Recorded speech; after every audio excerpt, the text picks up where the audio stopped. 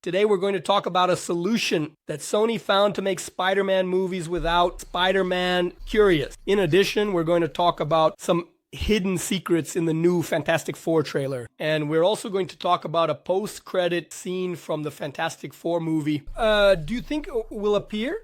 And how will they show up? Let's take a look. Just a reminder, if you're already subscribed to the channel, go ahead and comment below and give your trusted like. And if this is your first time here watching the video, first enjoy it, poo. And when it adds value to you, go ahead and subscribe to the channel and hit the like button. All right, it is no beating around the bush. Let's get straight to it.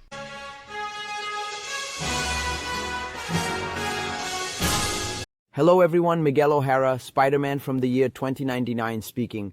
Let me share some news straight from the future. It seems that Sony has finally found a solution for Spider-Man movies, without Spider-Man. Yeah, that was my reaction too. But hold on, I'm going to explain this crazy idea. First, I'm going to leave you with a little taste of curiosity. Did you know that they are exploring the multiverse in a really creative way? Well then, let's get to the point. Do you remember Morbius? Yeah, I'd also prefer not to remember. At least it gave us the famous Morb in time, which became a meme. And what about Kraven, the hunter? A guy who loves animals so much that he almost became the new defender of wildlife. I admit I laughed, but Sony needed a better plan. Now, let's get to the point. They decided that instead of insisting on these villains, who are kind of good, kind of bad, the plan is to focus on the variant versions of Spider-Man from the multiverse. Yes, those that don't literally have to be called Spider-Man, but still deliver the same universe full of adventures. The first example of this new phase is Spider-Man in the Air, that stylish one from the 1930s. It's going to be a series in partnership with Amazon and possibly featuring Nicolas Cage. And it looks like there's more to come. Spider-Gwen, Spider-Woman, and even Spider-Ham are on the radar. I know, Spider-Ham sounds like a joke, but trust me, the little guy has potential. And of course the most important part. All of this without breaking the contract with Disney. The name Spider-Man is still locked in the vault, but the multiverse is big enough to explore new territories. Now, let me tell you something interesting. According to the rumors, it seems that even I, Miguel O'Hara, the Spider-Man from the year 2099, am on the list of new projects. That is, if they don't call me Spider-Man, of course. Then they have to come up with another name for me. How about something like Arachnid of the Future? Well, I'll leave that to the marketing team. The fact is that Sony wants to avoid wearing out the name Spider-Man, while still delivering stories connected to the universe. That makes sense, after all, if even Spider-Ham. Hey Angel, please really don't do that. Please, watch out. Just imagine what could come out of these new ideas. Now tell me, would you bet on a movie of mine or a series with Spider-Ham?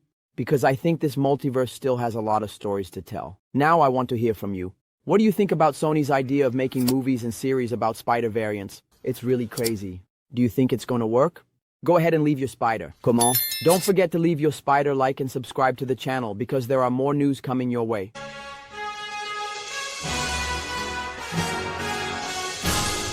You know that feeling when you've seen the whole trailer, but there's something that slipped by. Well, it happened to me too. And just so you know, I'm literally in that trailer. Yes, it's me, Sue Storm, the Invisible Woman. And get ready because I'm going to tell you everything you missed, and maybe even what you didn't know was there. Now hold on to that curiosity because there are some surprises that even left me speechless. Let's start with our beloved home, the Baxter Building. Yes, that stylish building where the Fantastic Four lives like a family. And believe me, family dinner at 7 o'clock. It's a rule, not a suggestion. Reed Richards, my husband, is the kind of person who thinks that being 2 minutes late is a crime. The guy is so methodical that I bet he even programmed the toaster to work according to his schedule. Now about the thing. Yes, he's big. He's strong. And he's basically a pile of rock with a heart of fluff. Big for some, small for others. It's already caused some controversy. In the trailer, he's 100% CGI. But is this already the final look? Some expressions still seem a bit robotic. But let's face it, giving a cute face to a guy made of rock isn't an easy task. Still, he remains the gentle giant of the team. And speaking of visual effects, did you notice that Reed didn't lift a finger? That's because elasticity effects are expensive. And let's be honest, it's hard to do this without looking like a cartoonish gum. They're polishing every detail to avoid becoming a meme before the premiere. Now, about the origin of the quartet. The movie isn't exactly an origin story, but we have flashbacks that show moments before we got our powers. There's even a scene where I become invisible in Reed's arms. And no, it wasn't to escape doing the dinner dishes. Johnny Storm, my dear hot-headed brother, shows up a lot, doesn't he? Trailer, he'll be doing those flying scenes to compete with Superman. After all, both movies are coming out in the same month. It's going to be a new Barbie. Heimer, comment on what you guys think. Back to the trailer. The Human Torch is there, on fire as always. Literally. His look is very true to the comic, with that bad boy vibe that only he can pull off while flying in flames. And the look of the thing with the hat is, above all, a classic from the comics that turned out amazing on screen. Now hold on to this. John Malkovich appears bearded and hairy in the trailer. Who is he? Reed's dad? Franklin Richards from the future? The Puppet Master? I would bet on the Red Ghost, but I confess I'm curious too. Ah, our fantastic car makes an appearance too. He flies? Of course. Does it do crazy stunts? For sure. But it has that retro charm from the 60s, which adds a special touch. No flying cars for everyone, just for us. Because that's how we are. Exclusive. And yes, Galactus appears first. A gigantic shadow over Manhattan, then a glimpse of his helmet. It's perfect. You can even feel the butterflies in your stomach just by looking at it. And if you think he's big, just wait until you see the impact he makes. But of course, some thought it was too small. You know, these days, no one is satisfied. Do the old folks from the 80s and 90s remember what the special effects in superhero movies were like back then? Comment below because I want to know. These young people complain with their bellies full. If those people who find faults in everything keep it up, I suspect they'll die alone.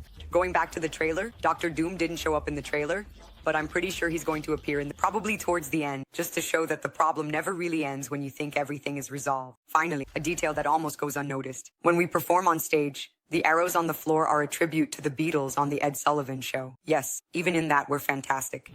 So did you notice something I missed? Comment down below because even though I'm the invisible woman, I love when things are really visible for everyone. Don't forget to leave your like, and your fantastic subscription to the channel.